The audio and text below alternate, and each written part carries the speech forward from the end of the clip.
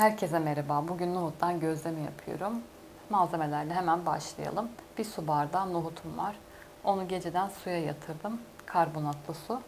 Hemen hemen bir gün boyunca beklettim. Suyunu süzdüm, yıkadım. Robota aktarıyorum. İçine fisilyum ilave ediyorum. Karnıyarık otu tozu. Nohut glutensiz olduğu için fisilyum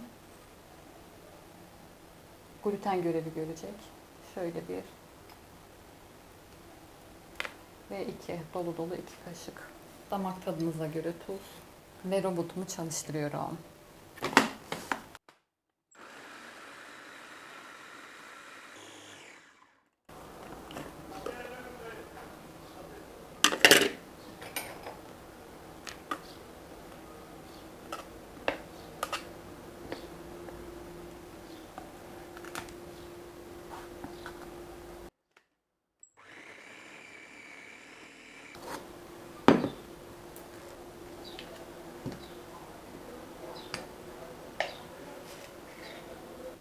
Hemen hemen hamur formuna gelmek üzere.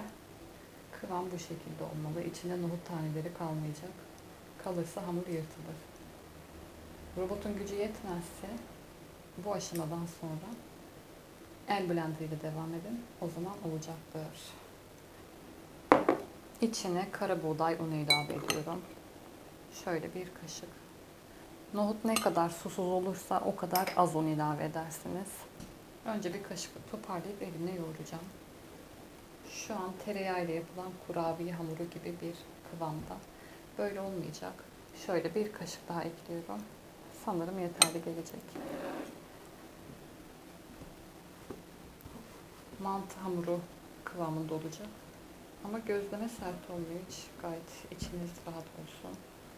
Oldukça normal gözleme yumuşaklığında oluyor. 2 kaşık un yeterli geldi. Hamurumu yoğurdum ve 2 parçaya ayırdım. Bir 10 dakika kadar da beklettim. Glutensiz besleniyorsanız kara buğday unu yerine sorgun unu da kullanabilirsiniz. Bu arada hamurun kıvamını da göstereyim. Şöyle elimle bastırdığım zaman böyle bir kıvamda olacak. Çok bastırmıyorum.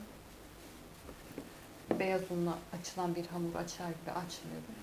Nazik davranıyorum.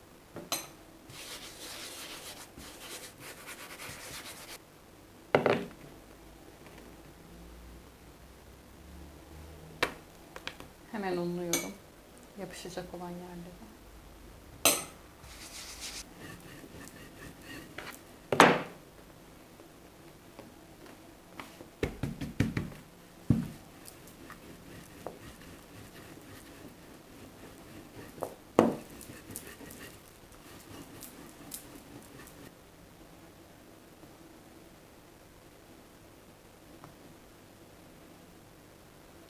Yapışmaya yüz tutan yerleri hemen unluyorum.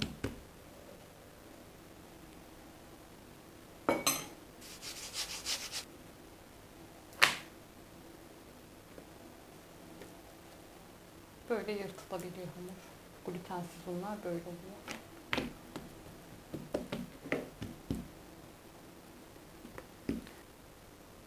Tüm aksak yönlerini de gösteriyorum ki sonra hayal kırıklığına uğramayın. İşte açtım elimde kaldı olmadı gibi şeyler söylemeyin.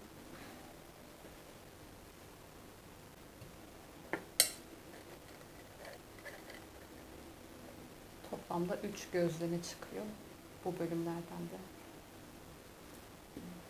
Bir gözleme yapabiliyoruz.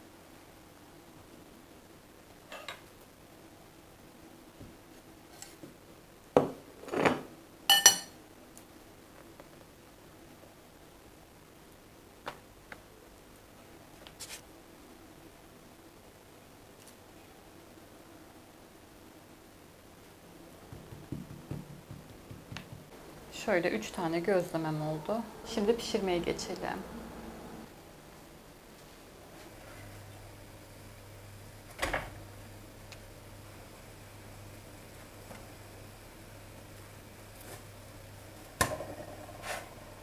İki yüzünü de yağlıyorum. Diğer yüzünü.